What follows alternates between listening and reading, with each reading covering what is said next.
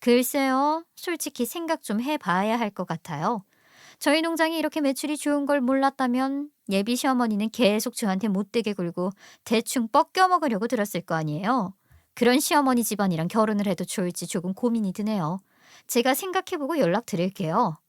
아니야, 아니야. 한 번만 더 생각해봐. 내가 이전에는 정말 몰라서 그런 거라니까. 이제 알았으니 앞으로 내가 잘하면 되잖아. 안 그러니? 이것도 인연인데 좀 잘 지내보는 걸로 해. 응? 제가 결혼을 좀 생각해 봐야겠다고 하니 예비 시어머니는 난리더라고요.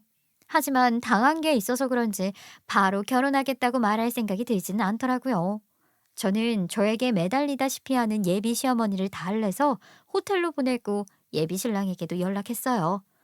자기야, 어머님이 나한테 명품 가방 여러 개 뜯어내고 파혼시키려고 하셨더라고. 내가 우연히 알게 되어서 일부러 명품 가방 사드리고 우리 돼지 농장 와봤는데 정말이었어. 돼지 농장 보더니 불결하다고 급 떨어진다면서 파혼하자고 하시잖아. 그런데 우리 농장 매출 규모 보시더니 다시 또 결혼해달라고 난리시고. 자기야, 미안한데 우리 결혼 좀 천천히 해도 돼? 예비 시어머니랑 나는 조금 시간을 두고 조정이 필요할 것 같아. 이런 관계인데 바로 결혼한 게 맞나 싶은 생각이 들어서. 자기한테는 미안하지만 좀 기다려 줄 수 있어? 제가 이렇게 말을 했더니 예비 신랑은 갑자기 정색을 하는 것이었어요. 그 말은 뭐야? 지금 결혼을 다시 생각해 보겠다는 말이야? 그런 뜻이야? 아니, 그런 건 아니고 그냥 시간이 필요하다는 이야기야. 예비 시어머니도 나도 서로를 알아갈 시간 말이야. 솔직히 나는 기분이 나쁘네. 자꾸 우리 엄마 핑계 대면서 그러는데 그렇게 애매하게 결혼을 간 보듯이 말하면 나도 기분 나쁘거든. 그냥 안 한다고 해. 그러는 게 낫겠다. 예비 신랑은 기분이 상했다면서 화를 내더니 전화를 끊어버리더라고요. 예비 신랑이 갑자기 이러니 저는 좀 깜짝 놀랐어요. 하지만 다시 생각해보니 예비 신랑 입장에서는 기분이 나쁠 수는 있겠다 싶었어요. 그래도 결혼을 안 해도 된다니 진심인가 싶어서 좀 놀랐죠. 그래도 기분이 상해서 욱해서 말한 걸지도 모르니 다음날 한번 연락해보자고 생각을 했어요. 그런데 다음날 아침 일찍 예비 신랑한테 연락이 왔더라고요. 예비 신랑은 이렇게 말을 했어요. 자기야, 어제는 내가 말이 심했지. 나도 모르게 기분이 나빠서 그랬어.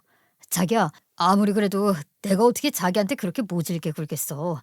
미안해. 기분 상했으면 마음 풀어. 우리 당연히 결혼해야지. 걱정하지 마. 그래서 예비 신랑과 다시 화해를 했어요. 저도 어제 시간이 필요하다는 등 애매한 말을 했으니 예비 신랑도 기분이 상했을 수 있다고 생각하고 넘어가기로 했죠. 조금 과하긴 했어도 말이에요. 그래서 그날부터 예비 신랑도 그렇고 예비 시어머니는 특히 저를 달래려고 애를 쓰기 시작했어요. 얘야, 아유, 내가 어떻게 하면 화가 풀리겠어. 내가 생각해봤는데 우리 아들한테는 네가 역시 제격이다. 너도 결혼해서 의사 남편 둬야지. 아유, 어서 말해봐. 내가 뭐든 해줄게. 그래서 저는 예비 시어머니에게 제 조건을 이야기했죠. 그럼 일단 의사 엄마들 모임이랑 의사 부부 모임에서 제 직업이랑 부모님 농장을 다시 소개하세요. 이번에는 제대로요. 그리고 이후로 저한테 어떻게 하시는지 보고 제가 결정할게요. 어머, 아유, 그래. 그거야 당연히 할 수 있지. 걱정 마. 내가 네 마음에 쏙 들게 잘 설명할게. 예비 시어머니는 정말로 제 말이라면 뭐든 할 기세더라고요. 그래서 그 다음 주에 바로 의사 엄마들 모임에 가게 되었어요. 참. 다들 기억하죠. 우리 아들이랑 재혼하는 아가씨. 실은 내가 잘못 알고 있었더라고. 이 아가씨네 집이 큰 돼지 농장을 해요. 근데 엄청 크고 고급 돼지고기만 취급해서 연 매출이 수십억 단위야. 이 아가씨는 세무사다가 지금은 부모님 농장을 맡아서 운영한대. 대단하죠? 네, 맞아요. 참, 제 대학은요? 제가 웃으면서 예비 시어머니를 쳐다보자 예비 시어머니는 우물쭈물하다가 말했어요. 참, 그리고 서울 1위 대학이 아니라 지방에서 대학을 나왔대요. 하지만 뭐 어때요? 이렇게 돈을 잘 버는데 사람 능력이 대학 학벌로 차이 나는 게 아니잖아요. 앞으로 우리 아들 개원 비용도 대줄 수 있는 아주 훌륭한 며느리감이야. 네, 들으신 대로예요. 저번에는 어머니가 저에 대해 잘못 이야기를 하시더라고요. 그래서 수정해 달라고 말씀드렸어요. 솔직히 저번에 하신 이야기는 실제 저랑은 완전히 달라서 사실상 거짓말이거든요. 제가 이렇게 이야기를 하니 모임에 나온 사모님들도 의외로 한마디씩 거들더라고요. 어머, 그랬어? 아이, 그럼 왜 거짓말을 했어요? 그냥 솔직하게 말해도 되지. 매출이 수십억이라는데 그것도 진짜 대단한 거 아니에요? 안 해도 되는 거짓말을 하셨네. 그러게요. 완전히 다른 이야기잖아요. 왜 거짓말을 했어요? 우리한테도 거짓말한 거 있는 거 아니에요? 모임에 나온 사모님들이 다 어이없다는 듯이 웃으며 이렇게 말을 하니 예비 시어머니는 할 말도 없고 해서 완전 쭈구리가 되었더라고요. 참 통쾌했어요. 저는 속으로 크게 웃어주었죠. 그런데 이 의사지방과 제가 얽힌 드라마는 이걸로 끝난 것이 아니었어요. 결국 저를 파혼에 이르게 한 더한 반전이 기다리고 있었거든요. 이것도 또 하필이면 우연하게 보게 되었어요. 아니, 어떻게 보면 우연이 아니었죠. 예비 시어머니를 닮아서인지 예비 신랑이 거짓말을 한 덕분이었거든요. 본격적으로 결혼 준비를 시작하면서 예비 신랑과도 논의할 것이 많이 있었어요. 그래서 겸사겸사 얼굴도 볼 겸 같이 점심을 먹으려고 예비 신랑이 일하는 병원에 찾아간 적이 있었거든요. 그런데 예비 신랑이 나가고 없다는 것이었어요. 그래요? 어디로 가는데요? 오늘 출근하는 날이라서 점심시간에 맞춰서 온 건데. 네, 출근은 하셨는데요. 오전 근무만 하는 날이라서 오전 근무 마치시고 방금 나가셨어요. 제가 예비 신랑이 오전 근무하는 날은 다 알고 있었거든요. 그런데 오늘은 풀타임 근무를 하는 날이었어요. 예비 신랑이 그렇게 말했거든요. 그래서 이상하다는 생각에 바로 주차장으로 쫓아 내려갔죠. 그리고 예비 시어머니의 본색을 알게 되었던 그 주차장에서 기절 초풍할 예비 신랑의 본 모습도 알게 되었어요. 자기야, 오래 기다렸지? 나를 이렇게 오래 기다려주는 건 자기밖에 없을 거야. 아유, 정말 예뻐. 그럼 우리 오빠를 기다리는 건 나밖에 없지. 오빠, 우리 오늘 점심 코스 요리 먹으러 갈 거지? 그럼 당연하지. 내가 아직 개원은 못했지만 그 정도는 사줄 수 있지. 그러게. 오빠는 개원 언제 해? 얼마나 걸려? 조금만 기다려. 내가 원래 만나던 여자 있잖아. 그 여자가 돼지 농장 한다고 이야기했지. 나도 솔직히 그냥 그 돼지 농장이 잘 된다고만 들었지. 얼마나 돈을 버는지는 잘 몰랐거든. 근데 이번에 우리 엄마가 보고 왔는데 연매출이 수십억이나 된대. 개원 정도는 껌이라는 이야기지. 그 여자 통해서 개원 비용 받아낼 거야. 그래서 중간부터 너 만나면서도 안 헤어진 거잖아. 저는 숨어서 이 이야기를 듣다가 놀라서 주저앉을 뻔했어요. 예비 신랑은 다른 여자랑 만나서 바람을 피우고 있었고 그것도 모자라 제 이야기를 서슴없이 하면서 돈을 뜯어내겠다고 하는 것이었어요. 생각도 못한 일에 충격이 너무 컸어요. 그 예비 시어머니를 견디고 용서해 보기로 한 것도 다 예비 신랑 때문이었는데 저를 이렇게 배신을 하다니 충격으로 머릿속에 아무것도 떠오르지 않을 정도였죠. 그런데 더 놀랐던 것은 그 다음 대화였어요. 솔직히 그 여자한테도 질려서 그냥 파혼할까 싶거든. 중간부터 너도 만났고, 그런데 우리 엄마가 그냥 꾹 참고 결혼하라고 하잖아. 다른 여자 만나는 건 결혼한 다음에도 할 수 있는 거니까 결혼은 돈 많은 여자랑 하라면서 말이야. 그래서 그냥 하기로 한 거야. 그래, 오빠. 나는 그 여자랑 결혼하는 거 찬성. 그 여자한테 개원 비용 뜯어내야 오빠도 편해지고 나도 좋지. 개원하고 나서 이혼하면 되는 거잖아. 근데 그 여자 불쌍하다. 자기가 속는 줄도 모르고 결혼한다고 좋아하고 있을 거 아니야. 어차피 오빠의 찐사랑은 나밖에 없는데. 와, 저는 이 이야기를 듣고 입이 떡 벌어지더라고요. 결혼해서 개원 비용을 뜯어내겠다는 생각이랑 결혼한 다음에는 외도를 마음껏 해도 된다는 예비 시어머니와 예비 신랑의 생각도 놀라웠지만요. 그런데 예비 신랑이랑 바람이 난 그 여자의 말이 더 충격이더라고요. 개원 비용 뜯어내야 하니까 본인의 애인이 다른 여자랑 결혼해도 된다고 생각하는 그 사고방식 말이에요. 과연 쓰레기들은 쓰레기들끼리 노는구나 싶었어요. 이제껏 제 인생에서는 본 적도 없는 수준의 쓰레기들이더라고요. 이런 인간들에게 봉취급을 당하면서 비웃음을 당하고 있다니 그냥 넘어갈 수가 없었어요. 전 그래서 제대로 보복을 해주기로 결심했어요. 저는 예비 신랑과 예비 시어머니에게 같이 저희 농장에 가자고 말했어요. 저희 부모님께도 제대로 인사드리고 농장 운영하는 것도 구경시켜 주겠다고 말이에요. 제가 하는 말이니 이제 두 사람 다 껌뻑 죽더라고요. 알겠다면서 바로 준비를 하더라고요. 정말 가증스러웠어요. 하지만 저도 다 계획이 있었죠. 자기야, 자기네 농장에 나는 처음 가보는 것 같아. 아, 진짜 재밌겠다. 나 동물 좋아하거든. 얼른 가보고 싶어. 그래, 내가 저번에 가보니까 아주 넓고 좋더라. 시설도 얼마나 잘 되어 있는지. 돼지가 생각보다 깨끗한 동물이더라고. 우리 훌륭한 예비 며느리가 가보자고 하는데 꼭 가봐야지. 두 사람이 저에게 과하게 아부하는 것을 보면서 저는 속으로 비웃었어요. 화도 많이 났지만 조금 후를 위해 아껴두었죠. 저희는 그렇게 다 같이 저희 돼지 농장에 도착을 했어요. 도착해서 저는 두 사람에게 작업복을 주면서 갈아입으라고 했죠. 어머, 이걸 입으라고? 뭘 시키려고? 그냥 옷이 더러워지실까 봐 드리는 거예요. 여긴 농장이니까 다니다 보면 옷에 뭐가 많이 튀거든요. 혹시 모르니까 입어두세요.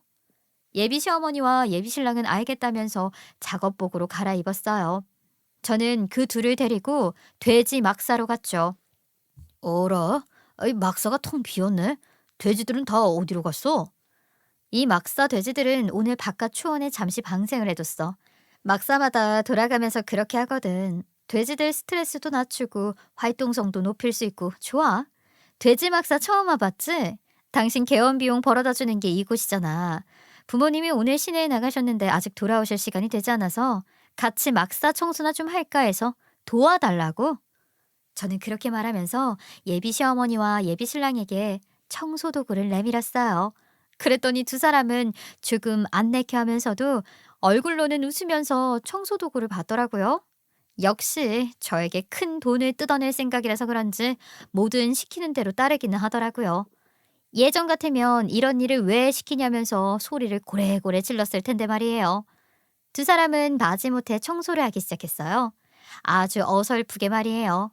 사실상 하는 척이었죠. 하지만 청소를 잘하든 말든 상관이 없었어요. 저는 그 모습을 보면서 회심의 미소를 짓고 밖으로 나갔죠. 밖으로 나간 저는 밖에 있던 돼지 무리를 몰아서 한 번에 돼지 막사로 집어넣었어요. 제가 몰이를 시작하자 돼지들이 우르르 돼지 막사로 몰려 들어갔죠. 아이고, 이게 뭐야 세상에? 저리 가. 저리 안 가? 돼지다 돼지. 저리 가. 냄새 나잖아. 이게 다 뭐야? 돼지라고는 접해보지 못한 예비 시어머니와 예비 신랑은 난리가 났더라고요. 두 사람은 누가 먼저랄 것 없이 밖으로 뛰어나가려고 하다가 통로 쪽으로 치워뒀던 미끄러운 돼지 똥을 밟고 넘어졌어요. 소리를 고래고래 지르길래 가보니까 두 사람은 엎어져서 똥통에 구르고 있더라고요. 아이고 아이고 나 죽네. 어우 이 냄새 좀 봐. 나 이러다 죽는 거 아니야? 자기야 살려줘. 이게 다 뭐야? 어? 아주 가관이었어요. 저는 그 모습을 보고 깔깔 웃으면서 말했죠. 말 그대로 똥통에 구르고 있네. 참 보기 좋다. 진작에 이랬어야 했는데 속에서 똥 냄새가 나더니 겉에서도 똥이 묻으니까 잘 어울리네. 본인들 가야 할 곳에 간 것 같으니 그렇게 소리 지를 필요는 없는 것 같은데. 제가 웃으면서 구경하니 발버둥을 쳐서 겨우 일어나 앉은 예비 시어머니랑 예비 신랑이 못 참고 저한테 화를 내더라고요. 자기야, 이건 너무하는 거 아니야? 이거 일부러 우리 골려주려고 이러는 거지? 장난이 지나치잖아. 이제 나가는 거 도와줘. 그래, 얘. 이건 너무했다. 내가 돼지 싫어하는 거 알면서 이러는 거 아니야? 얼른 우리 일으켜줘라. 하지만 저는 두 사람을 일으켜주지 않았어요. 대신에 가지고 온 서류를 보여주면 말했죠. 아니요, 저 도와드리지 않을 거예요. 똥은 똥통에 두자는 주의거든요. 그리고 이렇게 된 거 확실히 말해둘 게 있어요. 저 파혼할 거예요. 역시 결혼은 안 되겠더라고요. 그리고 파혼하게 되면 이 서류는 필요 없게 될 것 같네요. 제가 예비신랑 몰래 준비한 선물이 있었거든요. 예비신랑이랑 어머니가 그렇게 원하던 개원 말이에요. 제가 가계약했던 개원할 건물 서류인데 이건 없던 일로 하죠. 제가 이렇게 말을 하니 두 사람은 또 다시 급하게 태도를 바꾸며 저에게 살살거리며 말했어요. 자기야 잠깐만. 그게 무슨 말이야. 화가 난 게 있으면 나한테 말을 하지. 갑자기 파혼하자느니 개원 건물 서류는 필요 없다느니 하면 어떡해. 일단 진정하고 나한테 말을 해봐. 내가 다 들어줄 테니까. 그래. 그러지 말고 말로 하자. 우리 콜린 건 없던 일로 해줄게. 개원하면 너도 좋고 우리도 다 좋은 거잖아. 왜 그렇게 화가 났는지 말로 해봐. 두 사람의 이런 가증스러운 말에 전 드디어 정색을 했어요. 그리고 똑똑히 말해주었죠. 저도 들은 게 있어서 다 알고 있거든요. 저 남자 저랑 결혼 준비하면서 다른 여자랑 바람을 폈더라고요. 그것도 저랑 결혼해서 개원 비용 뜯어내려고 하는 특급 쓰레기랑요. 그런데 어머니도 대충 알고 있었죠. 저랑 결혼시키려는 건 오로지 개원 비용 뜯으려고 하는 거였잖아요. 다 알고 있어요. 그런데도 제가 미쳤다고 결혼을 하겠어요? 당연히 파혼이죠, 파혼. 그리고 다시 말하지만 개원 같은 건 꿈도 꾸지 마세요. 파혼할 거고 이건 없던 일로 할 거라고요. 그리고 저는 두 사람 눈앞에 건물 서류를 쫙쫙 찢어버렸어요. 두 사람은 안 된다고 소리를 지르며 저를 말리려고 하다가 또 똥통에 미끄러지더라고요. 저는 그 한심한 꼴을 보면서 말했어요. 이제 이걸로 끝난 거니까 적당히 하고 일어나서 옷 갈아입고 사라지세요. 다시는 보지 맙시다. 내가 당신들 같은 인간 쓰레기들이랑 가족의 연을 맺을 뻔했다니. 식은땀이 나거든요. 저는 이제 당신들을 똥통에 분리수거한 거니까 알아서 기어나가세요. 당신들 두 사람 다 차단할 테니까 다시는 연락도 하지 말고요. 그렇게 말하고 저는 그 자리를 떴어요. 나중에 돌아와서 보니 두 사람은 거의 기다시피 해서 막사에서 나와 옷을 갈아입고 겨우겨우 차를 끌고 갔다고 하더라고요. 꼴이 아주 말이 아니었다면서요. 그렇게 똥냄새 나는 사람들은 처음 봤다고 직원들이 배를 잡고 웃으면서 말해주었어요. 우리 직원의 말 그대로였어요. 아주 똥냄새 나는 사람들이었죠. 제가 그 사람들에게 마지막까지 속지 않아서 얼마나 다행인지 모르겠어요. 정말 어이가 없는 경험이었고 왜 나한테만 이런 일이 일어났는지 아직도 열이 받지만 그래도 액땜했다고 생각하려 하고 있어요. 그리고 그 주차장이 저를 살렸다고 생각해요. 조상님이 저를 그곳으로 데려다 준 것 같은 생각까지 들더라고요. 저희 돌아가신 친할아버지가 저를 참 예뻐했는데 제가 한 번 이혼했을 때 할아버지가 엄청 속상해 하셨거든요. 근데 또 이런 일을 겪게 할 수 없다 생각하신 할아버지가 저를 살렸다 생각해요. 기이한 경험을 하게 된 거죠. 요즘엔 우울한 생각은 떨쳐버리고 일부러 좋은 생각만 해요. 다음에 올 인연이 제대로 된 인연이라서 이번에 이런 일을 겪은 거라고 말이에요. 똥차 가고 신차 온다는 말이 있잖아요. 말 그대로 그렇게 되리라 생각하고 과거의 더러운 인연은 버리고 새 인연을 기다려 보려고요. 제 이야기는 여기까지이고요. 여러분도 나쁜 사람들은 잘 선별하시고 좋은 인연만 만나시기를 바라겠습니다. 들어주셔서 감사합니다.